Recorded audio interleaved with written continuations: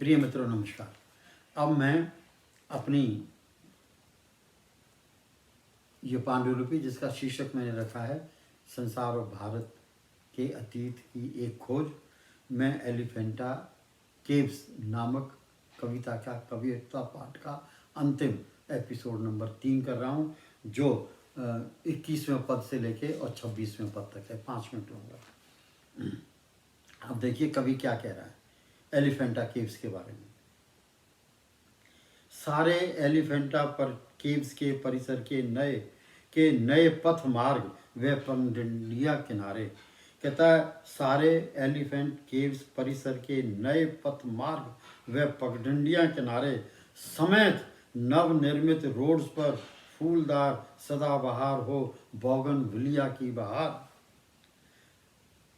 जितने पैसे स्टील वाली बाड़ व फेंसिंग पर खर्च किए हैं, उनसे आधे पैसों से इन्हीं बाड़ों के किनारे यदि पीपल के पेड़ हों 1000 तो यह परिसर हो जाए निहाल। एलिफेंटा गुफाओं के दामन में आ जाए बहार, आओ चलें एलिफेंटा केव्स के द्वार। 22वां एलिफेंटा गुफाओं का आंगन बहुत छोटा सा है। बहुत छोटा आंगन है, कुछ ज़्यादा विशाल नहीं है, और इसको सही करना बहुत ही, मैं कह रहा हूँ कि वहाँ का जो डायरेक्टर है अगर वो ये सोच ले, दिमाग लड़ाए और पैसे का बहाना ना लगाए, उसके पास जो जो उसके पास में पैसे की जो ग्रांट आती है उसी में वो कर सकता है जो कभी नहीं सुझाया है। देखिए 22वां पद, एलिफेंटा गुफाओं का आंगन बहुत छोटा है, समानुपात में कोई बहुत लंबा चौड़ा नहीं है, बहुत संकुचित है। अगर सरकारी अफसर गद्दी नशीन, सरकारी अक्षर जो हैं वर्तमान में गद्दी नशीन, कुछ ध्यान धरें, पैसे का बहाना ना बनाएं, इसी समय तुरंत कार्रवाई करें और ये अधिकारी तो पासे पलट जाएं एलिफेंट केस परिषद की किस्मत बदल जाए, वहाँ आ जाएं बाहर, आओ चलें एलिफेंट केव्स के द्वार। 23वां पद, एलिफेंटा गुफाएं भारतवर्ष की 7वीं शताब्दी की वसीयत है। एलिफेंटा गुफाएं भारतवर्ष की 7वीं शताब्दी की वसीयत हैं। वर्ष 1987 में विश्व धरोहर की उपाधि मिल गई है इन्हें। ये यूनेस्को ने यह पहचान बना दी है इनकी। हम इसे इसकी ही हक दें, यही हम भारतीयों की जिम्मेवारी है। आओ चलें एलिफेंटा केव्स के द्वार। 24वां स्टेंजा, वर्तमान में यह परिसर एलिफेंटा गुफाओं का घोर निरादर है। वर्तमान में यह परिसर एलिफेंटा गुफाओं की मान और सम्मान का घोर निरादर है। यहाँ का परिसर पूरी तरह उजड़ा हुआ है, अनाकर्षक है, बेकार है, बर्बाद है। न कहीं पर्याप्त मात्रा में जानकारी है, न ही कोई यात्रियों पर हेतु बैठने का कोई इंतजाम है, प्रबंधन है। यात्री गर्मी में जलते हैं और गर्म धूप में सिकते हैं, और पानी पीने का कहीं कोई प्रबंध नहीं है। यात्री ऐसे भटकते हैं जैसे हो वो कोई बियाबान में, जंगल में आए अनजान यात्री। 25वां, जो प्रतिदिन हजारों पर्यटक आते हैं, स्वादहीन खट्टा स्वाद लेकर बैरंग वापस अपने घर लौट जाते हैं। विदेशी पर्यटक भी बहुत आते हैं, पर वो क्या कहते होंगे यह जानकर मन परेशान हो जाता है।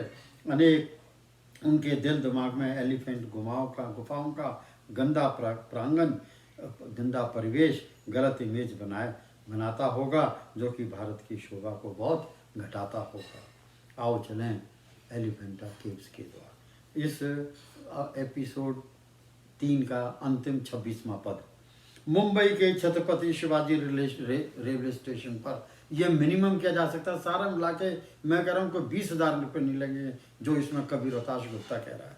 तो कवि रोहताश गुप्ता कहे मुंबई के छत्रपति शिवाजी रेलवे स्टेशन पर, कवि रोहताश गुप्ता कहे मुंबई के छत्रपति शिवाजी रेलवे स्टेशन पर और मुंबई के दोनों हवाई अड्डों पर व मुंबई के दोनों बस अड्डों पर व आसपास के सभी सब अर्बन रेलवे स्टेशनों पर व गेटवे ऑफ इंडिया के मुहाने पर एलिफेंट गुफाओं की संक्षिप्त जानकारी बिल बोर्ड्स लगवाकर अगर उपलब्ध करवा दी जाए, मुआफिक आएगा यह स्टेप, यह मुआफिक आएगा, लाभप्रद होगा।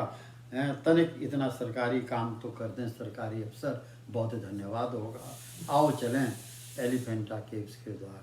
दर्शकों, प्रिय दर्शकों, यूट्यूब के दर्शकों लोग, मैं आपका बहुत आभारी हूँ।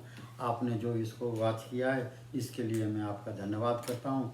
आप ज़रूर इसे सुने। मेरा तो यही है, आपसे रिक्वेस्ट है कि जब भी आप समझें कि आपका काम बिल्कुल इस समय जरा भी और कोई काम नहीं है, तो उस समय ज़रूर ये 5-10 मिनट लगाएं।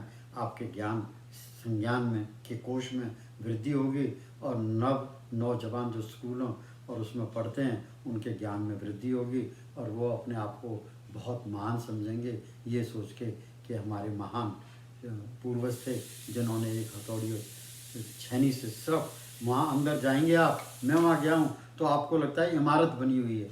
अब आप इमेजिन कीजिए कि इमारत सिर्फ हथौड़े और छेनी से बनाई है, वो कितने सारे लोग होंगे, उनका कैसा दिमाग होगा, उन्होंने कितना श्रम परिश्रम किया होगा और उनकी कितनी पीढ़ियाँ लगी होंगी उस पहाड़ को एक इमारत में बदलने के लिए। इसको जब यहाँ से मुंबई जाएं और मुंबई से सारा 10 किलोमीटर 1 घंटे पानी के जहाज में बैठ के जाएं, देखने में कितना मनोरम लगेगा। आप भारतवर्ष के ऊपर अपने आप को बहुत ज़्यादा आप निहार देंगे, आप उसके ऊपर बहुत बलिहारी हो जाएंगे। और मेरी तो इच्छा है और यही अनुरोध है भारत सरकार से और भारतवर्ष के अनेक प्रदेशों की सरकार से कि इस कविता को अपनी भाषा में अनुवाद करें और इनको बच्चों को पढ़ाएं। बच्चों के मनोवृत्ति में, बच्चों की मनोकामना में, बच्चों की मनोभावनाओं में भारत प्रति बहुत बड़ा एक बदलाव आएगा। फिर हमें ये कहने की ज़रूरत नहीं पड़ेगी कि भारतवर्ष में लोग जापान के जनता की तरह देश के प्रति इतने ज़्यादा संवेदनशील नहीं है, वो अपना आप ही संवेदनशीलता आ जाएगी। आपने पढ़ा, इसको सुना, आपका बहुत बहुत धन्यवाद। Thank you so much.